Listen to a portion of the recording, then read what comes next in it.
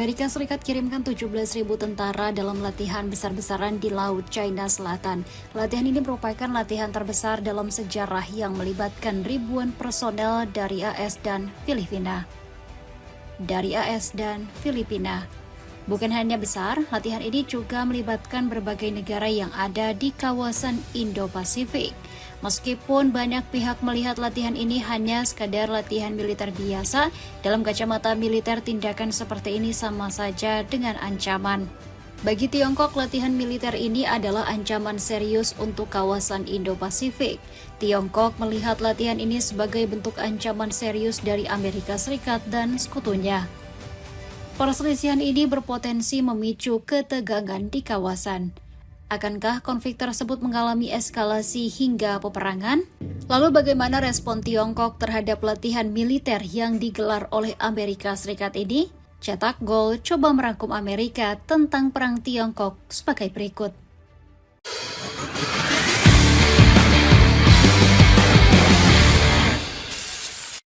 AS mengerahkan seluruh sekutu untuk menyerbu Tiongkok. Amerika Serikat, Filipina, dan Jepang resmi memulai latihan militer gabungan pada Senin 20 April 2026.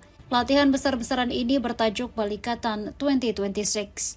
Latihan ini diketahui sudah dilakukan bertahun-tahun lalu. Ribuan personel dilibatkan dalam situasi perang di Laut China Selatan ini. Simulasi perang mencakup latihan tembak langsung atau live fire exercise. Latihan ini sendiri sebenarnya dilakukan di daerah sengketa yang dikenal dengan Laut China Selatan. Area ini adalah area yang menjadi pusat sengketa wilayah antara China dan Filipina. Tujuan latihan ini sendiri merupakan salah satu cara bagi Amerika Serikat untuk meningkatkan pengaruhnya di kawasan Indo-Pasifik. Melalui pendirian pangkalan militer di Filipina, negeri Paman Sam ini berusaha menancapkan dominasinya. Perluasan pengaruh ini memang sudah berlandaskan pada aturan Enhanced Defense Cooperation Agreement tahun 2014. Perjanjian ini merupakan kesepakatan antara pemerintah Filipina dan Amerika Serikat. Jika sesuai aturannya, Amerika Serikat berhak membuat pangkalan militer demi meluaskan aliansi pertahanannya. Bahkan pada tahun 2023 saja, Amerika memperluas daerah kawasan pertahanannya. Memang, jika dilihat dari tujuan, pangkalan ini membawa dampak baik, seperti meningkatkan pertahanan bersama, penanggulangan bencana, dan merespon ketegangan di kawasan, terutama Laut China Selatan dan Taiwan. Secara hukum, perjanjian ini memang sah, namun pangkalan militer ini bisa jadi ilegal jika dilihat dari kepentingan politiknya. Amerika Serikat mendirikan pangkalan militer bertujuan untuk menekan pengaruh Tiongkok di kawasan tersebut. Negara adidaya ini mulai menunjukkan peningkatan terhadap keterlibatannya di kawasan Indo-Pasifik. Kebijakan ini dilakukan sebagai bentuk upaya memperkuat aliansi dan menandingi pengaruh Tiongkok. Sangat jelas sekali jika Amerika Serikat bukan hanya sekedar melakukan kerjasama pengamanan, melainkan sebagai bentuk ikut campurnya negara asing dalam suatu kawasan tertentu, apalagi Amerika Serikat sampai menerjunkan militernya. Ikut sertanya Amerika Serikat dalam urusan Indo-Pasifik sebenarnya bukan hanya aktivitas militer semata. Amerika Serikat memiliki kepentingan kuat di bidang ekonomi dan perdagangan. Pada tahun 2022 saja nilai dagang Amerika Serikat mencapai 2 triliun dolar AS. Ikut campurnya Amerika dalam wilayah Indo-Pasifik ini dapat mempengaruhi urusan domestik negara-negara kawasan. Amerika sama saja sedang menanam benih-benih perpecahan di masa yang akan datang. Eskalasi yang terjadi di kawasan Indo-Pasifik dinilai sebagai bentuk peningkatan rasio konflik dan berpotensi menimbulkan perpecahan. Kompetisi antara Amerika dan Tiongkok ini akan memicu ketegangan baru yang merembet ke negara-negara lain.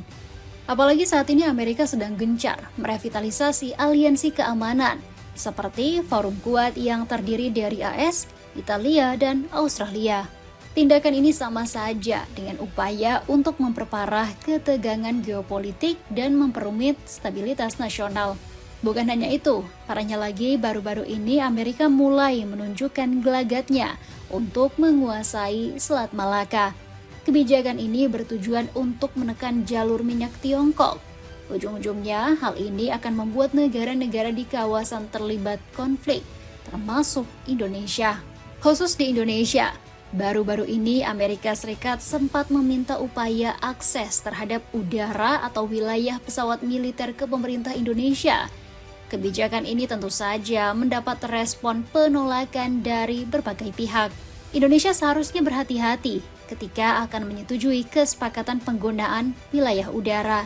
Fokus Amerika Serikat dalam mengamankan daerah Laut China Selatan justru malah memperburuk keamanan. Negara ASEAN justru berpotensi mengalami perpecahan akibat hal tersebut. Tiongkok marah besar langsung instruksikan berperang. Melihat eskalasi yang semakin mengkhawatirkan, Tiongkok melalui juru bicara luar negeri Guo Jiakun melayangkan protes keras kepada Amerika Serikat dan sekutunya. Ia menilai bahwa aktivitas ini merupakan bentuk provokasi yang dapat merusak stabilitas regional. Beijing bahkan memberikan peringatan dan menuduh Amerika Serikat serta sekutunya sebagai kekuatan eksternal. Mereka hanya akan memperdalam perpecahan. Bahkan lebih parahnya adalah merusak kepercayaan di kawasan Asia Pasifik. Tiongkok juga memberikan peringatan kepada Jepang agar berhati-hati dalam tindakannya. Hal ini merujuk pada tindakan Jepang yang mengirimkan kapal perusak melewati Selat Taiwan sesaat sebelum latihan dimulai. Melihat respon dan ancaman Tiongkok, Amerika Serikat melalui Direktur Latihan Letjen Christian Wortman menegaskan bahwa latihan ini tidak ditujukan kepada negara tertentu. Latihan yang dilakukan Amerika Serikat bersama sekutunya bertujuan meningkatkan interoperabilitas serta kearsipan aliansi sesuai pertahanan bersama.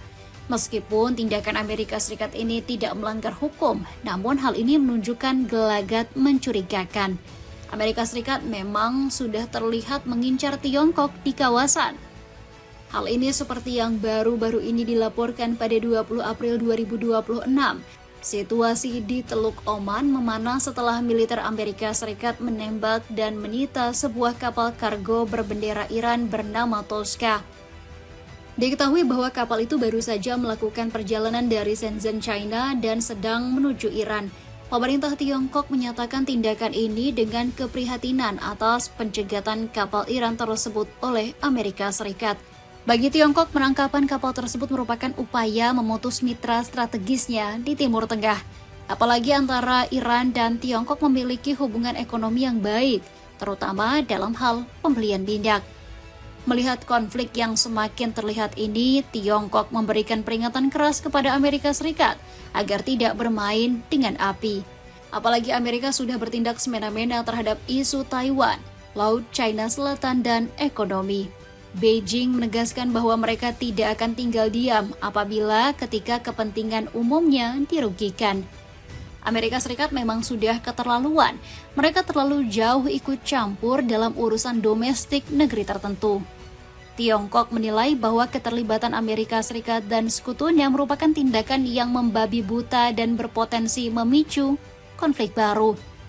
Kebijakan tersebut juga berpotensi menjadi bumerang bagi Amerika Serikat sendiri. Tiongkok mengecam tindakan Amerika Serikat yang menggunakan hukum domestiknya untuk menindak perusahaan Tiongkok.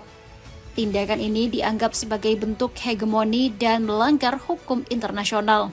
Pada akhirnya, ketegangan-ketegangan ini dapat memicu peperangan secara fisik di kawasan Indo-Pasifik. Namun satu hal yang tidak bisa diprediksi oleh Amerika Serikat, Tiongkok sudah mengetahui kelemahan Amerika Serikat. Keterlibatan Amerika dalam perang dengan Iran merupakan momen pengamatan penting bagi Tiongkok. Tiongkok melihat konflik tersebut sebagai sebuah laboratorium militer yang berharga. Amerika secara intens mempelajari kelemahan militer AS dan menghadapinya dalam konflik di masa yang akan datang. Tiongkok mengamati bagaimana efektivitas persenjataan canggih AS dalam kondisi perang nyata, termasuk penggunaan artificial intelligence dan radar siluman. Tiongkok juga melihat bagaimana militer Barat memiliki taktik penangkapan yang lebih efektif, sehingga dalam peperangan mereka mampu mencegah rudal yang masuk.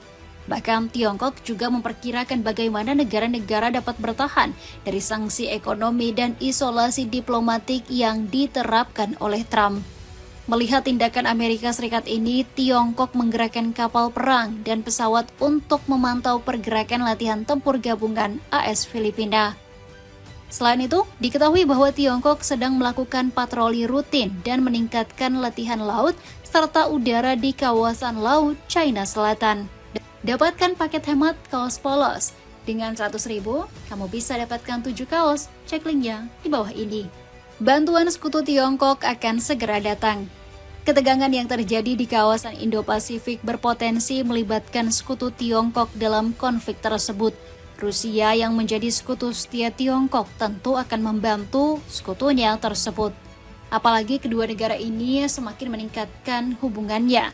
Rusia dan Tiongkok bahkan sempat mengadakan latihan maritim gabungan Will for Peace 2026 di bawah naungan kerangka BRICS. Rusia secara konsisten selalu memberikan dukungan kepada Tiongkok di kawasan tersebut. Rusia juga mengecam tindakan AS sebagai bentuk provokasi melalui aliansi militernya. Amerika Serikat juga lupa bahwa Tiongkok memiliki sekutu setia lainnya di kawasan Asia, yaitu Korea Utara. Bahkan baru-baru ini Korea Utara semakin gencar meningkatkan latihan militernya. Meskipun Amerika Serikat bersama Filipina melakukan latihan militernya, Korea Utara tetap melanjutkan latihan peluncuran rudalnya. Diketahui bahwa Korea Utara sedang gencar-gencarnya melakukan peluncuran rudal sejak 19 April 2026.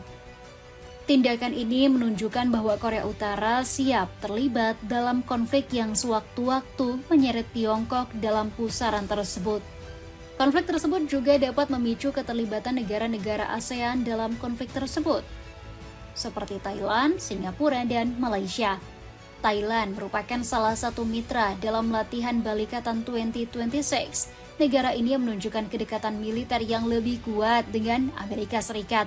Selain itu, Singapura juga menunjukkan gelagat yang sama. Negara ini menjadi simpul logistik strategis bagi militer AS. Meskipun mereka tidak terlibat secara langsung dalam konfrontasi. Selain dua negara ini, ada juga Malaysia yang memiliki hubungan dagang dengan Tiongkok. Melalui latihan gabungan yang bernama Exercise Peace and Friendship, kedua negara ini berkolaborasi dan berfokus pada patroli maritim dan kemanusiaan. Melihat eskalasi yang semakin mengkhawatirkan ini, pemerintah Indonesia sudah berupaya dalam meningkatkan kekuatan militernya. Indonesia mendatangkan jet tempur Rifle sebanyak 3 unit pada gelombang pertama di tahun 2026. Dijadwalkan jika 3 unit tambahan akan diterima pada pertengahan tahun ini. Total pesanan diperkirakan mencapai 42 unit.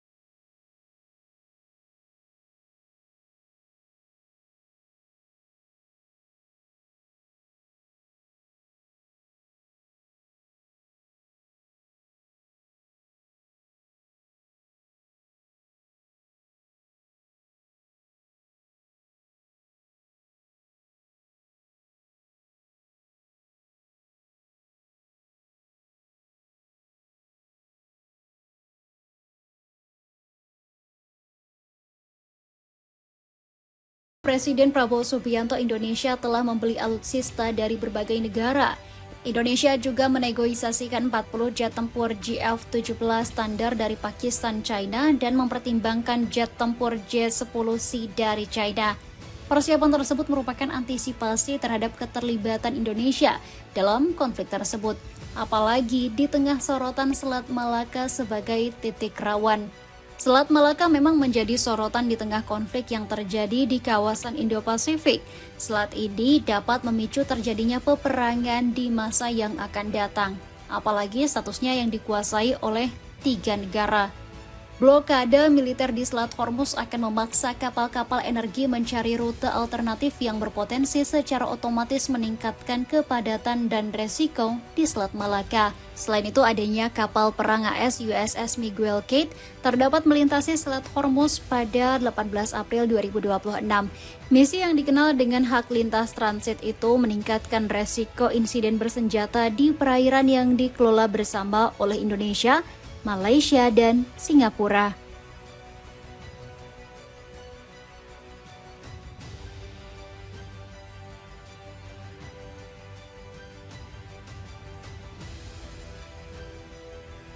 Posisi strategis Selat Malaka ini memang menjadi incaran banyak pihak.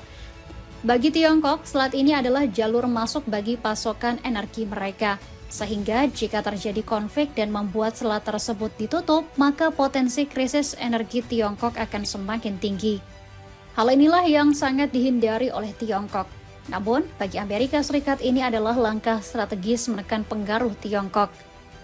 Selain melancarkan serangan di kawasan Laut China Selatan, mereka juga dapat menutup sewaktu-waktu kawasan Selat Malaka. Alhasil, Tiongkok akan lumpuh total. Bagi 3 negara seperti Singapura, Malaysia, dan Indonesia, jalur ini akan menjadi jalur keluar masuknya aktivitas perdagangan. Jika selat tersebut ditutup, maka potensi kerugian ekonomi dan dagangnya sangat besar sekali. Apalagi Indonesia adalah negara yang sangat bergantung pada barang-barang impor. Jika selat tersebut ditutup, maka barang-barang tidak akan sampai ke Indonesia. Bagi Singapura, aktivitas impor-ekspor adalah jantung ekonomi mereka. Jika aktivitas tersebut hilang atau berhenti, sama saja kehancuran bagi perekonomian. Sepatu sneakers dari Kenki, sepatu yang sangat nyaman digunakan dengan penampilan yang mewah. Cek linknya di bawah ini. Itulah ulasan Amerika Serikat tentang perang Tiongkok. Bagaimana pendapatmu? Akankah konflik tersebut hanya akan berakhir pada kecaman semata atau justru berakhir pada perang baru di kawasan Indo-Pasifik? Coba tulis pendapatmu di kolom komentar di bawah ini.